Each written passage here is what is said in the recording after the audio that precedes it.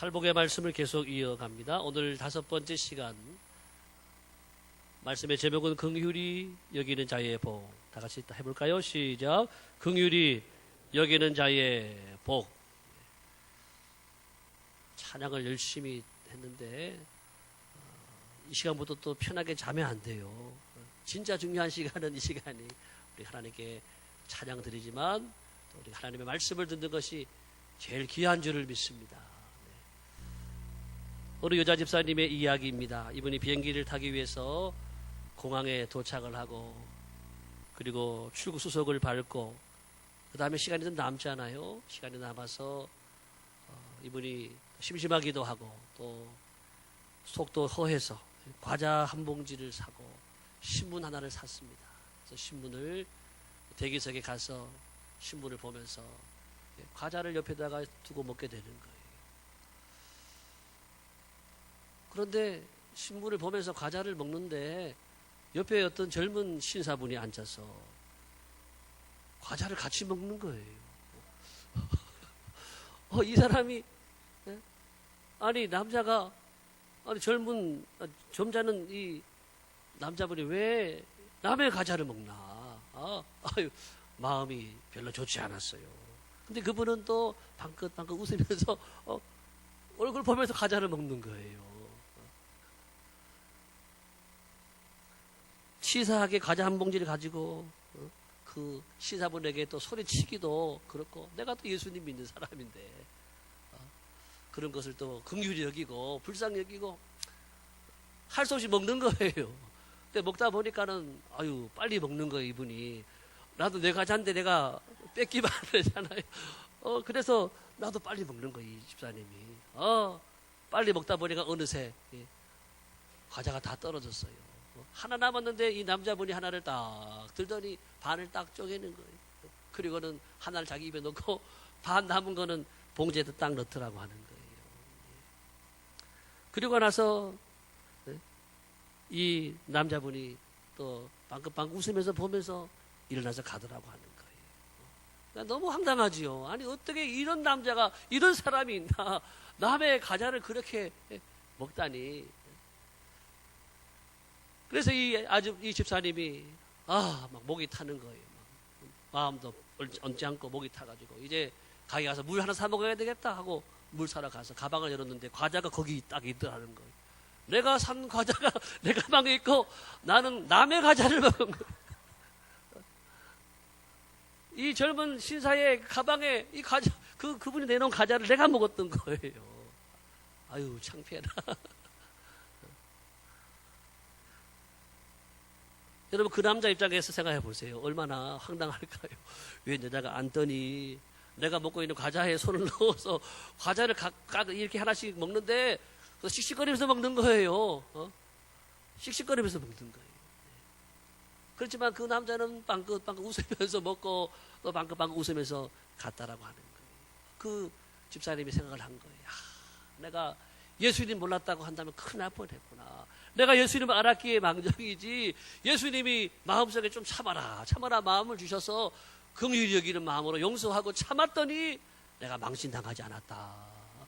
그 생각을 한 거예요. 그래서 감사했다라고 하는 그런 이야기입니다. 유대인들의 지혜를 모아놓은 책인 탈무드에 나오는 이야기입니다. 어떤 아버지가 아들을 시켜서 이웃집에 가서 낫을 하나 빌려와라 그랬습니다. 갔더니 그 집에 낫을 좀 빌리러 왔습니다 했더니 문전박대하는 거예요. 안 빌려주고 거절하는 거예요. 그래서 화가 나서 집에 왔어요. 아버지 그 집에서 낫을 안 빌려줘요. 그랬냐? 그리고 며칠 지난 다음에 그 집에서 낫을 빌리러 왔어요. 낫 좀 빌려주세요. 아버지가 하는 말, 낫을 빌려줘라. 아버지 지난번에 그 집에 갔더니 낫을 안 빌려줬잖아요. 그런데 왜 우리는 빌려줘야 돼요? 아들이 화가 나서 이야기했어요. 아버지가 이렇게 대답하십니다. 그 집에서 빌려주지 않았기 때문에 우리도 빌려주지 않는다. 그렇게 하는 것은 복수하는 거야. 복수. 그렇지만 빌려달라고 왔는데 너희들은 안 빌려주지만 우리는 다른 사람이야. 그런 마음으로 빌려주는 것은 또 증오다 이렇게 말합니다.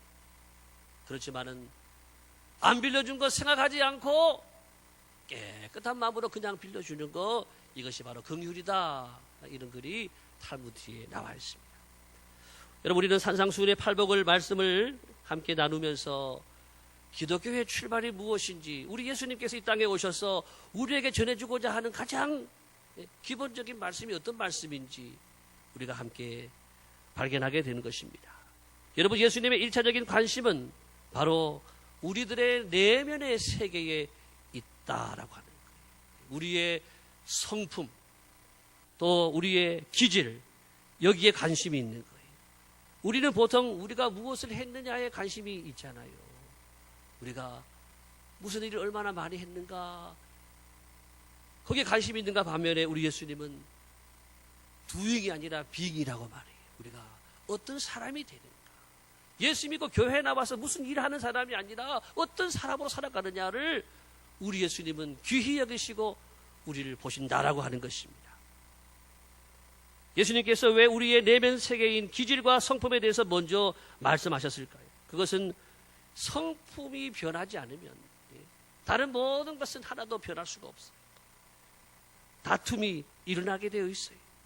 우리가 교회에서 봉사하고 섬기면서 왜 다툼이 생기고 또 상처를 주고 상처를 받고 할까요? 서로 내 주장, 내 의견을 양보하지 않기 때문에 그렇습니다. 이기적인 성품을 버리지 않고 일하기 때문에 상처받고 속상하게 되어지는 것입니다. 사람들은 세상을 살기 좋게 만들기 위해서는 제도를 개선하고 사회 구조를 개혁해야 된다고 그렇게 이야기합니다.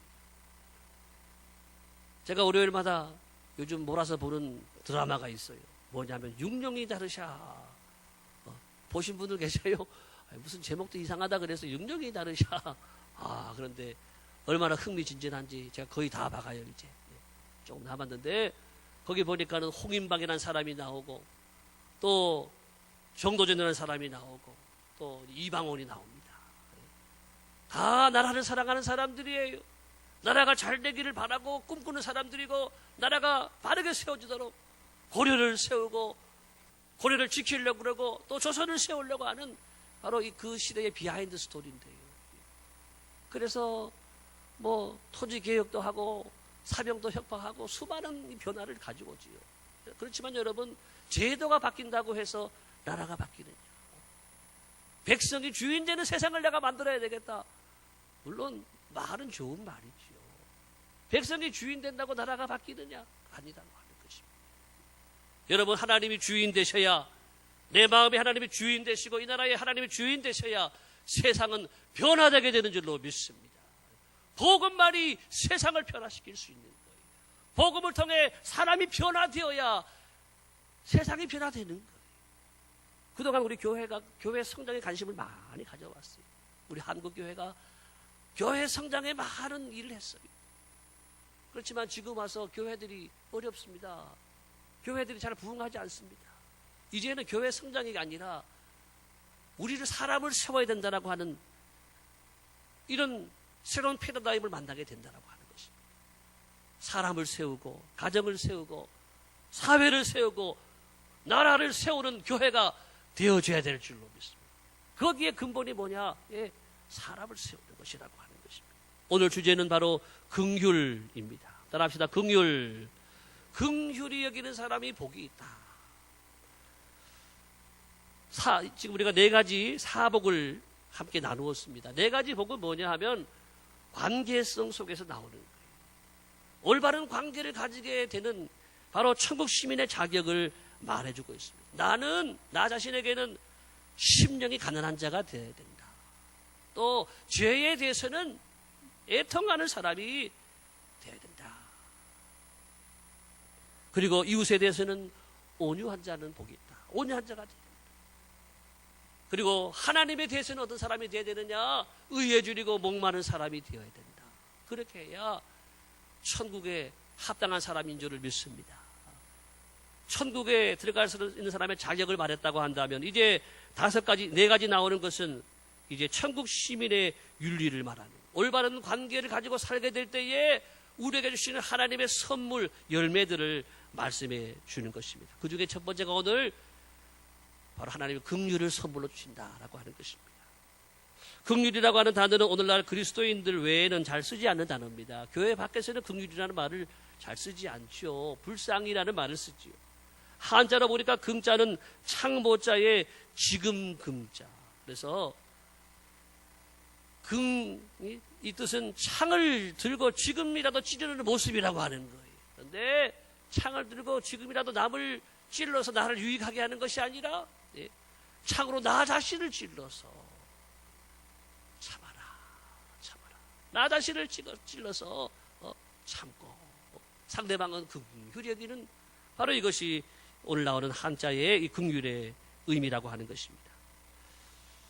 여러분, 우리가 살기도 힘든데 왜 긍휼을 베풀어야 되는가? 나도 살기 힘든데, 나도 불쌍한 사람인데 우리가 왜 긍휼히 여기며 살아야 됩니까? 이렇게 반문할 수도 있겠지만 오늘 예수님은 우리에게 긍휼을 베풀어야 될 이유를 분명히 하나님의 말씀을 통해서 성경 전체를 통해서 우리에게 말씀을 하고 있습니다. 첫 번째, 긍휼을 베풀어야 될 이유. 첫 번째, 시작. 우리가 하나님으로부터 긍휼함을 받았기 때문입니다. 우리가 하나님으로부터 먼저 긍휼을 못 입었어요. 긍휼을 먼저 선물로 받았어요. 디모데전서 1장 13, 14절 시작. 내가 전에는 해방자요 핍박자요 포행자였으나 도리어 긍휼을 입은 것은 내가 믿지 아니할 때에 알지 못하고 행하였습니다.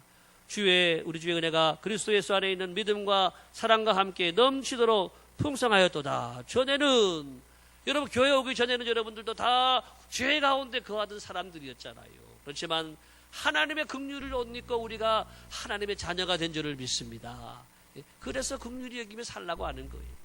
두 번째, 디도서 3장 5절입니다. 시작. 우리를 구원하시되 우리의 행한 바 의로운 행위로 말미암지 아니하고 오직 그의 긍휼하심을 쫓아 중생의 씻음과 성령의 새롭게 하심으로 하셨나니.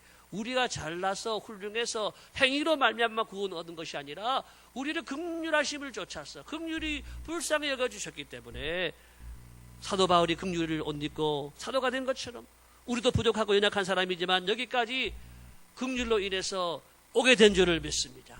긍휼로 인해서 은혜 입었고 구원받게 되고 하나님의 자녀가 되었습니다. 찬송가 324장입니다. 이런 가사가 나와요. 주가 크신 은혜 내려 나를 항상 돌보시고 크신 영광 보여주며 나와 함께 가시네. 주의 인도하심 따라 어디든지 주를 따라 주와 같이 가려네. 할렐루야. 크신 은혜를 우리가 받고 사는 거예요. 어디를 가든지 무엇을 하든지 염려할 것이 없는 것은 주님의 은혜가 우리와 함께 가기 때문인 줄로 믿습니다. 그래서 우리는 이 은혜로 오늘 여기까지 왔다라고 하는 것입니다. 여러분, 병이 들었을 때 왜 어떤 사람은 낫고 어떤 사람은 낫지 않을까요? 거기는 물론 여러 가지 이유가 있을 수가 있어요. 그렇지만 또 이런 이유가 있을 수 있는 거예요. 하나님께서 긍휼을 베풀어 주는 사람들은 병도 나을 줄로 믿습니다. 그런데 하나님이 긍휼히 여기지 않으세요? 그러면은 감기 같은 병 걸려도 죽을 수도 있다라고 하는 거예요. 생사화복이 하나님께 있습니다. 우리는 하나님의 긍휼을 받아야 살 수 있는 줄로 믿습니다. 하나님의 긍휼하심이 우리에게 없다고 한다면 눈이 죄진 대로 벌 받아야 돼요. 손이 죄진 대로 벌 받아야 돼요. 발이 죄진 대로 벌 받아야 돼요. 여기 멀쩡하게 예배드릴 수 있는 사람이 한 사람도 없다라고 하는 것입니다. 여호와의 자비와 긍휼이 무궁하심으로 우리가 진멸되지 아니하도다. 하나님의 긍휼로 인해서 우리가 진노받지 않고요, 우리의 생명도 보존하고 여기까지 왔다라고 하는 것입니다. 그럼 우리는 여러분 하나님 앞에 이 땅을 떠날 때까지 만 가지 긍휼을 입어야 될 줄로 믿습니다. 따라합시다. 주여 만 가지 긍휼을 내게 주옵소서. 하나부터 10가지, 100가지, 1000가지, 만 가지 긍휼을 받아야 이 땅에서 우리가 잘 살고 복되게 살 수 있다라고 하는 것입니다.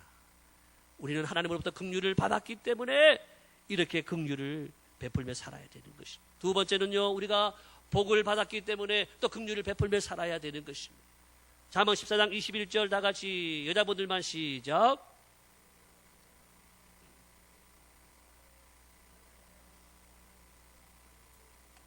뭐가 있어요? 뭐가 있다고요? 복이 있다고. 빈곤한 자, 가난한 사람들, 어려운 사람들을 불쌍히 여기는 사람 복이 있다 그랬어요. 그 다음에 잠언 19장 17절 남자분들 시작. 가난한 자를 불쌍히 여기는 것은 여호와께 꾸어드리는 것이니 그의 선행을 그에게 갚아 주시니. 가난한 사람 선행을 베풀었어요. 불쌍히 여겼어요. 근데 그것은 뭐냐? 하나님께 꾸어드리는 거예요. 하나님께 꾸어드렸으면 하나님 갚을까요? 안 갚을까요? 잘 모르세요? 네. 우리 하나님은 반드시 갚으시는 줄로 믿습니다. 그것도 딱 맞춰 갚으실까요? 네. 넘치게 갚아주실 줄로 믿습니다. 그러니까 우리는 베풀어야 돼요. 베풀다 보면은, 긍휼을 베풀다 보면 하나님의 은혜를 얻고 하나님의 복을 받게 된다라고 하는 것입니다. 여러분이 자신만을 위해서 살려고 하면은요, 하나님은 절대로 여러분들 큰 인물로 안 만들어주세요. 큰 인물 되려고 한다면 여러분 남에게 많이 베푸는 사람이 돼요. 조금 베푸는 사람들은요 작은 인물밖에 안 되네요. 여러분 큰 인물 되고 싶으십니까? 네? 많이 베푸시기를 예수님의 이름으로 축복합니다. 네. 우리나라를 보게 되면 공부를 잘하는 학생들이 많아요. 각종 경시대에 나가면 대한민국 한국 사람들이 학생들이 잘 되고 성적이 좋아 상 많이 받아와요. 그런데 시간이 지나면 대학 지나고 대학원 가고 그 다음에 보게 되면 큰 인물들이 별로 안 나와요. 왜 그런지 아세요? 공부만 시키는 거예요. 공부만. 나누며 살아야 된다. 베풀며 살아야 된다. 하나님의 영광을 위해 살아야 된다. 그런 정신을 안 심어주니까 세계적인 인물이 안 나온다라고 하는 것입니다. 대한민국이 많이 베풀 수 있도록, 우리 교회가 많이 베풀고 우리 자녀들이 많이 베푸는 사람이 되어서 큰 인물 될 수 있도록 여러분 기도해 주시기를 바랍니다. 한국 사람들이 돈 셀 때는 어떻게 세는지 아세요? 왼손에 돈 잡고 오른손으로 침을 탭 해가지고 한 장, 두 장 내 거야. 10,000원 내 거, 20,000원 내 거, 50,000원 내 거, 100,000원 내 거, 다 내 거 센단 말이에요. 미국 사람들 돈 셀 때 어떻게 세는지 아세요? 반대로 센대요. 너 거. 네? 10,000원도 넣고 100,000원 넣고 100,000원 반대로 세요. 반대로. 그런 의식으로 너를 위하여 남에게 베풀고 섬기는 그런 의식을 가지고 정신을 가지고 여러분 그렇게 살아가니까 큰 인물들이 많이 나오는 거예요. 큰 인물들. 베풀다가 따라합시다. 베풀다가 큰 인물 되자. 아브라함도 베풀다가 누구를 대접했어요? 하나님의 천사를 대접한 거예요. 나누고 베푸는 일에 여러분 열심을 내시기를 축복합니다.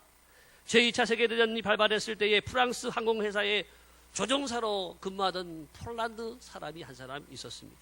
조국 폴란드가 전쟁이 일어났다고 하니까 소식을 듣고 조국에 가서 전쟁에 참여하기 위해서 이제 떠나게 되었습니다. 그래서 오스트리아 이 비엔나 호텔을 잠시 들러서 여장을 풀고 쉬게 되었는데 그때 한 사람이 막 뛰어오더니 도움을 구하는 거예요. 유대인 젊은 사람인데 나를 좀 도와달라고, 나를 숨겨달라고. 그래서 이 사람도 나도 상황이 지금 바쁘고 어려운데 지금 나도 빨리 폴란드로 가야 되는데 그렇지만은 이 사람을 보니 너무 딱해서 이 사람을 도와주고 숨겨주고 이분이 또 해외로 탈출할 수 있도록 다 도와주는 거예요. 그 이후에 조종사는 조국에 돌아가서 조종사로 전투에 참여하게 되었습니다. 그리고 혁혁한 승리를 가지고 큰 공로를 세웠어요. 그러다가 전투를 하던 중에 그만 영국 상공에서 그 비행기 조종사 이분이 격추를 당했어요. 격추를 당하고 비행기가 떨어지게 됐어요. 다행히 죽지는 않았지만 뇌에 중상을 입게 되고 회생 불가능하다라고 하는 판단이 내려졌습니다. 더 이상 아무도 수술을 할 수 있는 상황이 아니었고 누구도 수술하려고 하지 않았습니다. 죽을 수밖에 없었던 이 절박한 시간에 영국 공군 본부에 민간인 의사 한 사람이 자신이 수술을 하겠다고 나타났습니다. 그런데 그분이 수술을 했는데요, 정말 대성공을 하게 된 거예요. 죽음 직전에 있던 사람을 살리게 되었다라고 하는 것입니다. 그런데 이 사람을 수술한 사람이 누군가 하면은 바로 얼마 전에 비엔나 호텔에서 도망쳤던 사람, 그래서 이 공군 조종사가 도움을 줬던 바로 그 사람인데 그 사람의 직업이 의사였던 거예요. 의사. 그것도 내 전문 의사였다라고 하는 것입니다. 당시 이 젊은이는 이 조종사의 도움을 받고 영국으로 가까스로 도피한 다음에 폴란드 비행대에 관심을 가졌어요. 폴란드 비행대가 어떻게 되나 그 뉴스를 라디오를 켜놓고 신문을 보면서 계속 확인을 하던 차에 영국 상공에서 폴란드 비행기가 격추에다가 당해서 떨어졌다는 이야기를 듣고 영국이 공군본부에 찾아갔던 거예요. 이제 환자가 깨어났습니다. 환자가 눈을 뜨고 있는데 환자 앞에 누가 있었는가 보니까는 젊은 그 유대인 의사가 있는 거예요. 이 유대인 의사가 얼마나 기뻤겠어요. 내가 긍휼함을 옷 입었는데 내가 고친 사람이 누구냐, 내가 내 전문 의사인데 나를 살려준 사람을 내가 고쳤으니 얼마나 기뻤을까요.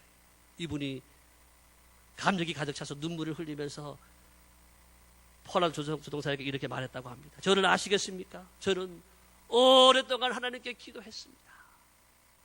저를 살려준 이분의 은혜를 갚기 위해서 내가 어떤 사람이라도 내가 은혜를 꼭 갚을 수 있도록 기회를 달라고 기도했는데 오늘 내가 당신을 수술했습니다. 하나님 앞에 영광을 올려드립니다. 할렐루야. 여러분, 심은 대로 거두는 것입니다. 긍휼을 심으면 긍휼을 반드시 거두게 될 줄을 믿습니다. 시편 41편 1절의 말씀입니다. 다 같이 시작. 가난한 자를 보살피는 자에게 복이 있으며 재앙의 날에 여호와께서 그를 건지시리로다. 아멘. 가난한 사람은요, 여러분, 꼭 물질만 가난한 사람이 아니, 어려운 일을 만난 사람도 가난한 사람이, 또 도움이 필요한 사람도 가난한 사람이, 우리의 손길이 필요한 사람들이 가난한 사람들이, 그런 분들 돌아봐주는 사람들은 재앙의 날에 건져 주시리라. 반드시 그 긍휼의 삶을 기억하시고 축복해 주신다라고 하는 것입니다. 그래서 여러분, 젊었을 때에 긍휼을 많이 심는 분들은 노후의 삶이 복될 줄로 믿습니다. 긍휼을 베풀어 주시는 거예요, 하나님이. 요즘 초기 퇴직하고 노후 걱정하는 분들이 많이 계신데 있을 때 여러분 많이 나누고 베풀 수 있기를 바랍니다. 그러면 노후의 삶을 하나님이 책임져 주시고 긍휼의 은혜를 주실 줄을 믿습니다. 그리고 노년의 삶에서도 긍휼의 삶을 살게 되면 하나님이 자손들에게 복을 주실 거예요. 자손만 되는 하나님께서 복의 복을 더해 주실 거예요. 이런 긍휼의 삶이 여러분에게 축복으로 이어지게 되기를 예수님의 이름으로 축원합니다. 마지막 세 번째입니다. 왜 우리가 다 긍휼을 베풀며 살아야 되느냐? 그것은 마지막 날을 위해서입니다. 야고보서 2장 13절 다 같이 보겠습니다. 시작. 긍휼을 행하지 아니하는 자에게는 긍휼 없는 심판이 있으리라. 긍휼은 심판을 이기고 자랑하느니라. 여러분들은 내일을 알 수가 없어요. 아니, 오늘 오후의 일도 알지 못하는 거예요. 어제 오후에 보니까는 이 교회 앞에 불이 났어요. 교회 건너편에 거궁이라는 식당이 있지요. 그 옆에 가구점이 하나 있는데 그 뒤쪽에서 뭐에 불이 붙었는지 모르겠는데 불이 활활활 타는, 이 검은 이 화염이 막 하늘로 솟아 올라가는 거예요. 그리고 그 뒤에 산까지요, 삽시간에 불이 붙어가지고 전국에 있는 헬기가 다 온 건 아니지만 수많은 헬기들이 떴어요. 동산교회 이 상공에 헬기들이 떠가지고 막 계속해서 쏟아부어가지고, 그래서 불을 거의 껐는데 제가 한 2시쯤인가요, 집사님? 그때쯤부터 봤는데 7시쯤 돼서 집에 다녀오려고 하는데 그때까지도 불 다 못 껐어요. 잔불 남아있더라고요. 자고 나서 다 꺼진 줄 알았는데 오늘 아침에 일부 예배 끝나고 또 비행 헬기가 떴어요. 아직 잔불 남아있는지. 이 불이 났단 말이에요. 여러분, 이런 불이 예고하고 오는 거 아니잖아요. 이런 재난과 사고가 언제 어떻게 올지 모른다라고 하는 것입니다. 어제 교통사고로 아마 돌아가신 분도 계실 거고 큰 부상을 당한 분도 계실 거예요. 또 지난 주간에 병원에 가서 큰 병 진단받고 오신 분도 있을 수가 있단 말이죠. 여러분, 그런 일이 일어날지 누가 알았겠습니까? 화장터에 가보게 되면 새벽부터 오후 늦게까지요, 화장할 사람들 줄을 서 있어요. 줄을 서 있어요. 그분들이 나이가 많아서 간 건가요? 꼭 연세가 많아서 가신 건가요? 아니, 나이도 상관없고 연세도 상관이 없고 건강도 상관이 없는 줄로 믿습니다. 하나님이 부르시면 가야 되는 것이 우리 인생이에요. 공부하다가도 가고 금방 태어난 애도 갈 수 있고 직장시험 합격해도 갈 수 있고 퇴직하고도 갈 수 있고 하나님 부르시면 가야 되는 것이 우리 인생인데 두 가지 준비를 잘하고 살아야 되는 거예요. 한번 따라합시다. 예수 믿는 삶, 긍휼의 삶, 두 가지를 성공을 해야 돼요. 예수 믿지도 않고 예수님 믿고 긍휼 베푸는 삶을 산 사람들은 긍휼이 있는 심판을 만나게 될 줄로 믿습니다. 반대로 예수님 믿지도 않았어요. 긍휼을 베푸는 삶도 살지 않고 인사하게 살았어요. 그런 사람들에게는 하나님 오늘 말씀하시기를 긍휼 없는 심판이 함께하리라. 그래서 긍휼은 심판을 이기고 마지막 날에 자랑하게 된다라고 하는 것입니다. 사랑하는 성도 여러분, 우리는 내일 일을 알지 못합니다. 설마 아니겠지. 나에게 무슨 일이 아닙니다. 이웃이 당하고 있는 그 불행이요 나에게도 올 수 있는 거예요. 언제 무슨 일이 우리에게 일어날지 우리는 아무도 알지 못하는 것입니다. 그러므로 분명한 것은 무엇이냐면요, 오늘 긍휼을 베푸는 삶을 사는 사람들에게는 반드시 복된 미래가 있다라고 하는 것입니다. 할렐루야. 그러므로 여러분, 긍휼은 보험과 마찬가지입니다. 노후의 보험이에요. 자손을 위한 보험이에요. 천국의 보험이 뭐냐? 긍휼의 삶이라고. 제가 존경하는 목사님 중에 곽선희 목사님이라는 목사님이 계신데, 이분이 소망교회 원로 목사님이시죠. 제가 신대원 다닐 때 이분의 과목을 다 수강을 했는데, 하루는 그런 말씀을 하셔요. 우리 할아버지가 계셨는데, 우리 할아버지는 참 사랑이 많은 분이에요. 그래서 지나가시다가 가난한 사람이 있으면 그냥 보지 못한다. 데려와서 먹이고 늘 이렇게 베푸는 삶을 살았다고 하는. 그리고 돌아가실 때에 우리 동네에 있는 모든 거지 유언을 남기신 거예요. 우리 동네뿐 아니라 또 이웃에 있는 모든 거지들까지 다 잔치를 베풀어 잘 먹여라 그랬다고 하는. 그 유언을 남기셨다는 거예요. 그래 긍휼의 삶을 사셨더니 자손들이 복을 받고 또 손주 중에 하나, 대한민국을 대표하는 아주 이 큰 종이 나오게 되었다라고 하는 것입니다. 이제 말씀을 맺습니다. 여러분, 어려운 분들을 외면하지 마시기를 바랍니다. 마음으로, 입으로, 물질로, 사랑으로 도와주시기를 바랍니다. 남의 허물과 잘못을 바라볼 때마다 여러분 긍휼을 베풀어 주시기 바랍니다. 정죄하지 말고 돌 던지지 말고 긍휼의 손길을 펼쳐주시기 바랍니다. 성도는 여러분 복받을 일을 해야 복을 받을 줄로 믿습니다. 그것이 뭐냐? 긍휼을 베푸는 삶, 이것이 바로 복받을 일이라고 하는 것입니다. 북한 동포들을 위해서 긍휼을 베풀어야 합니다. 아프리카 아이들을 위해서 긍휼을 베풀어야 됩니다. 이 지역의 어려운 사람들, 우리 어려운 성도들을 위해서 긍휼을 베풀어야 합니다. 남을 위해 기도하는 사람, 남에게 나누어주는 사람, 남에게 사랑을 베풀어주는 이 긍휼의 삶을 살아가게 될 때에 여러분 훗날 긍휼히 여김 받는 은혜를 다 누리게 되실 줄을 믿습니다. 자자손손 이 긍휼의 복이 우리 모두에게 함께 하시길 예수님의 이름으로 축원합니다. 다 함께 오른손 들고 따라하겠습니다. 주여, 나를 긍휼히 여겨 주옵소서. 나는 긍휼의 사람이 되겠습니다. 눈을 감고 여러분들이 조용하게 하나님 앞에 여러분들이 기도할 수 있기를 바랍니다.